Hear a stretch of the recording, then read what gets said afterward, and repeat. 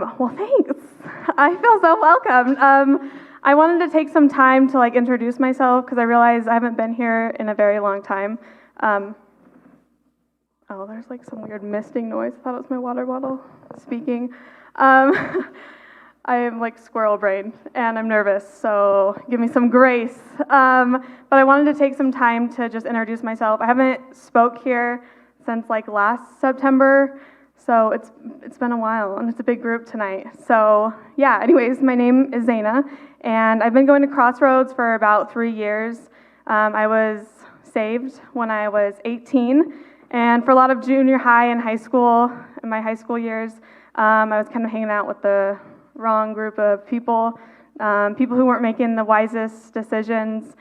And then I started going down a very religious path, and then Jesus snatched me out of that really quick and then brought me here where I got to learn about his love and his grace. So youth group has been, I was only in youth group for I don't know, not very long at all because I was 18, but it was a big deal for me because that's really where I learned about the true character of God, and that's where Jesus became very real to me, and I really got to dive into his word through discipleship group and whatnot. So shout out to Nate and all the leaders. Eva was a leader when I was in youth group, and Sarah, I don't think Clay was quite a leader yet, maybe. But anyways, youth group's awesome, so I'm glad you guys are all here. You can throw up that slide now, Micah. So this is me, my mom, my sister, and my niece. This was over a year ago. My niece is almost 4 now. She looks so little in that picture, but she's pretty cute. So yeah, that's my family. I also run the youth group at the Ogden campus. Yeah, so there's a picture of us on Christmas. Connor now co-leads with me, if you guys didn't know that. Fun fact. Yeah, pretty awesome. So we started that in October, and it's been kind of life-changing for me. So yeah, and then I'm a special ed staff assistant typically, except for in the summers. So there's me and my coworkers. Our shirts say, "You can't scare me, I'm a special education teacher." So we always wear matching t-shirts. We're really cute because my coworker, she makes custom t-shirts. So anyways, it's a little bit about me, but I just wanted to pray before we start. So if you guys would just pray with me. Lord, thank you for bringing us here tonight, all of us. Lord, thank you for every single person in this room. Lord, I just pray that your words would touch us tonight, God, and we could learn something new about you and your character, God, and even about ourselves, Lord, that you would reveal something new to us, and God, that your spirit would just be afresh on us tonight, Lord, and I just pray we would know you in a new way tonight, and we would just be changed for the better because of your word, Lord, and we love you, Lord, and say this in your name. Amen. It is my water bottle. Or it's a speaker. Oh my gosh, it's the speaker making that weird noise. I will try not to listen to that this whole time. So as Reed said, the series is called Justice for All. I got to collaborate with Connor and Nate on this message, and it's been really fun and really challenging. So last week, you guys heard Nate talk about why we should care about injustice. And it's because it matters to God, right? And because Jesus literally saved us from death. But tonight, I'm going to be talking about who is guilty of injustice, and you may find that you are more guilty than you thought. At least that's what I found when preparing for this message. So if there's anything that God has been doing in me in this past few months during quarantine and just the state of our world, it's been a lot of conviction, a lot of correction, just in my character and the way I go about things in my life. So I guess that's why it's kind of perfect that I'm speaking about this topic. So something God has been convicting me of lately is the fact that I don't always see people like they are made in the image of God. And because of that, my relationships with people can suffer.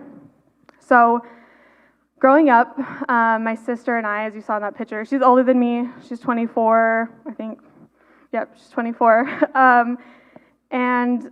Growing up, my sister and I had a very hard childhood. We both experienced trauma, and my sister and I are very different. If you guys ever meet my sister, who knows? We are very different people. We're like the complete polar opposite personalities. But in that, because we're so different, we dealt with our trauma very differently. And so through most of my teenage years, my sister was in and out of treatment centers and rehab programs for a number of different things. But when my sister developed a meth addiction, I held her mistakes against her for a very long time. I was very bitter and angry towards her. On days that my family could go and visit her, I would stay behind at home. I refused to go. On the days that she could call home and talk to us, I refused to talk to her. I wouldn't even write her letters, nothing. I lacked any sort of compassion or empathy towards her. And granted, I was very hurt by a lot of her actions, but being hurt isn't an excuse to hurt somebody or mistreat somebody. But maybe you guys can relate to me a little bit. Maybe you've had a similar experience, or just maybe you've had an experience where you haven't been able to express that compassion or that empathy towards a certain person in whatever situation it may be. And maybe you've just never viewed a particular person as being made in the image of God. So another fact about me, I love words, I love to write, I love to read, and I love to learn about the original meaning of phrases or words used in the Bible, because a lot of the words that we use and that we read about, they can lose their meaning after they get translated so many times, after like so many years and through so many different translations. So it just helps me like learn the true meaning, better. It makes me understand the context of the story. I don't know. I'm a nerd, I guess, in that way, a word nerd. Thanks for that giggle. Appreciate that. So in Hebrew, the word guilty or wicked or in the wrong is rasha. Can you guys say that? Rasha. It's like probably the easiest Hebrew word I think I've ever been able, to pronounce. So again, means guilty, in the wrong, or wicked. And so this is it's used in the Bible to refer to someone who mistreats somebody else, ignoring their worth as an image bearer of God. We were all made in the image of God or in the likeness of God, meaning we were made to carry out God's own characteristics. And of course, in the beginning, we see that get messed up pretty quickly with Adam and Eve.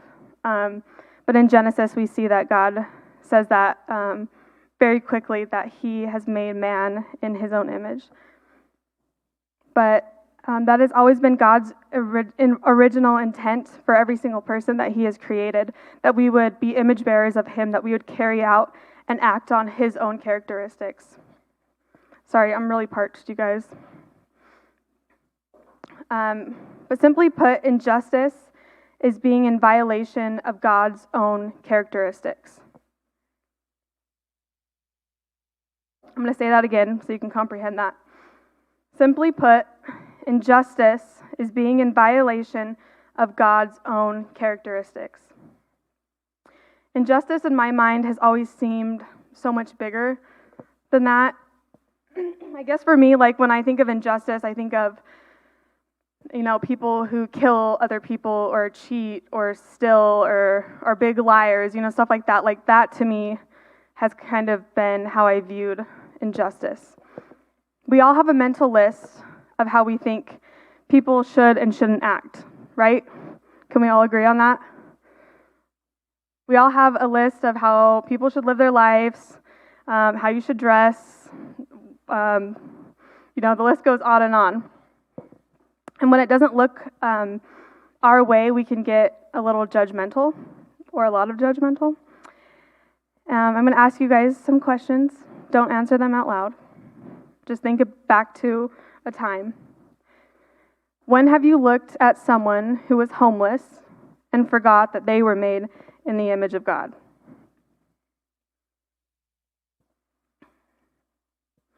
When have you looked at what your friend was doing on their Snapchat story and forgot that they were made in the image of God? When have you looked at someone with a different political or belief system and forgot that they were made in the image of God? So what does that make us? Guilty. Rasha. Romans 3:23 says, should be a slide, for all have sinned and fall short of the glory of God. And then I want to go to the main thing, which is that we are all guilty of injustice, but Jesus is our judge. Because we've all done those things, right?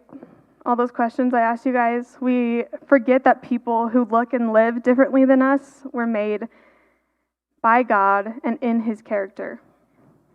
And we forget who the ultimate judge is. We all sin and fall short of the glory of God. But thankfully, God has shown us through His own self and teaches us through His word how we should treat one another. Micah 6:8 says, He has shown you, O mortal, what is good. And what does the Lord require of you? To act justly and to love mercy and to walk humbly with your God. Sorry, there's like a bunch of verses like right after another, but I'm going.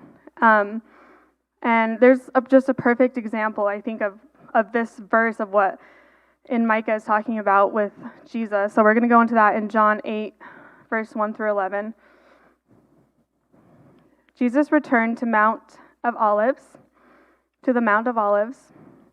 but early in the next morning, he was back again at the temple. A crowd soon gathered, and he sat down and taught them. As he was speaking, the teachers of religious law and the Pharisees brought a woman who had been caught in the act of adultery. They put her in the front of the crowd. Teacher, they said to Jesus, this woman was caught in the act of adultery. The law of Moses says to stone her. What do you say? They were trying to trap him into saying something they could use against him, but Jesus stooped down and wrote in the dust with his finger. They kept demanding an answer. So he stood up again and said, all right, but let the one who has never sinned throw the first stone. Then he stooped down again and wrote in the dust. When the accusers heard this, they slipped away one by one, beginning with the oldest, until Jesus was left in the middle of the crowd with the woman. When Jesus stood up again and said to the woman, where are your accusers? Didn't even one of them condemn you? No, Lord, she said. And Jesus said, neither do I. Go and sin no more. I'm going to ask you guys another question. I want you to think about who you identify with in this story. I'm sure some of you have read this story before, but I want you to think about who you identify with in the story. So the characters are the woman caught in adultery, right? Jesus, the Pharisees, the teachers of the religious law, the crowd. How many of you identify with the woman? Not saying you guys have been caught in adultery, but you know what I mean? That's me. I quickly identify with the woman. I quickly relate to her. It feels like a lot of people are against us at times, and we love and embrace Jesus' compassion for us, as we should. But I want you to see, or perhaps remember, the times that you have been the Pharisees. That you have been the people in the crowd with the stones, ready to stone this woman because she wasn't living the way that you were taught. She wasn't living the way that the law said. It's time for us to look inside of ourselves and own up to the times that we have been guilty, the times that we have been unjust. Confess and repent. Simply turn away from our old ways. God is calling us to drop our stones. and instead sit in the sand with one another just as he did. We are all guilty of injustice, but Jesus is our judge. The point is, we are all guilty of treating people like less than what they are, like less than what they were created to be. And we are guilty of acting like less than what we are, what we were created to be. We are saved by a God who has already done the work on the cross, who has already forgiven every single wrong thing you have done or what you will ever do in your entire life. And he loves you. And Proverbs 21:15 says, "When justice is done, it brings joy to the righteous, but terror to evildoers." Since we know the love of Christ, we should pursue it. We should act on it. We have been made righteous, so it only makes sense for us to now seek righteousness and justice for all of God's people. Can you imagine if we started owning up to the times that we have acted unjustly? I think a lot of relationships with friends and family members would be restored. I think it would inspire others to acknowledge their own injustice, and it would become a ripple effect. I think it would bring joy, just as that proverb says. And I think maybe the world wouldn't be in such a tense place when we disagree with one another. And it would bring us closer to the Father who has created us to be humble image bearers. And next week, Adam's going to be talking about now that we have come to a place of hopefully caring about injustice and realizing why it matters, and realizing that we are unjust, that we all are guilty of it. Adam's going to be talking about what we can do about it and how God calls us to live it out. And we're going to be talking about this in your small groups tonight. And I just want you guys to think about defining justice for yourselves, about what that might look like for you in your own lives, and thinking back to the times that you have been the Pharisee. Because I think it's so easy for us to look at the stories in the Bible and quickly identify with the one that is being hurt, and that's okay. We should embrace that as well. But to own up to those times where we have acted wrongly and seen people less than what they are. I'm going to share a really quick story with you guys. This wasn't in my notes, but this happened to me like this weekend, and I was like, oh, Lord. Like, I'm supposed to be talking about this weekend, and here we go again. And Anna was there, which is why it's funny. But so I went to another church's young adult group, and afterwards we went to In-N-Out. And we were outside, and there was this homeless man who was probably on drugs and talking to himself, going off a little bit crazy, and he was saying some things that were like, they're funny, you know what I mean? Because he's a little, crazy. But we're all sitting around tables. We're all Christians, most of us at least, I think. We all know the Lord, and none of us really said anything to him. And then this guy comes up on his bike and basically just buys him food. And I'm like, man. And I got like emotional, and I'm like, this is what I'm talking about. Like, this was unjust of me to sit and just be like, oh my gosh, this dude's crazy. You know what I mean? Instead of recognizing that he is made in the image of God, that he is a son of God, instead of smiling at him or saying hello or asking, can I get you a hamburger? I'm not saying go up to every single person who is acting kind of crazy, but that was something that I felt so convicted about, that God was correcting me on. So I just want to share that with you guys, because that was something that was just so recent. It's in those small things when you ask the Lord to show you the times that you have been unjust. He will show you. And I'm not saying it's not painful, but it's worth it. It's worth it when you can identify that and then fix that. And God will help you with that. So I'm going to pray before we split into our small groups. One more time, Lord, thank you for everybody in here tonight, Lord. And I just thank you, God, for dying for us, Lord, because we couldn't get it right ever, God, that we mess up so many times, but you fill in those places, Lord, and you are calling us closer to you and your heart.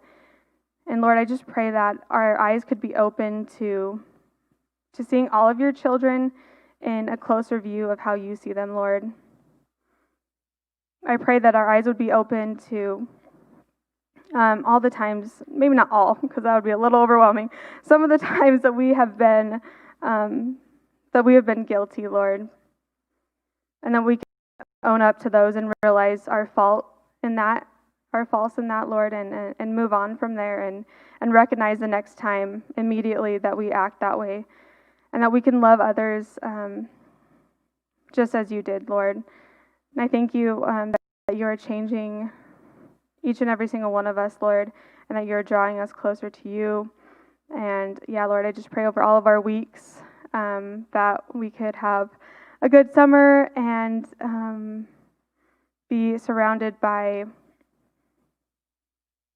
people who love us, Lord, and just that our spirits would stay in a positive note, Lord, even with everything going on in the world, Lord. And I just pray protection over every single person in here, Lord, and say this all in your name.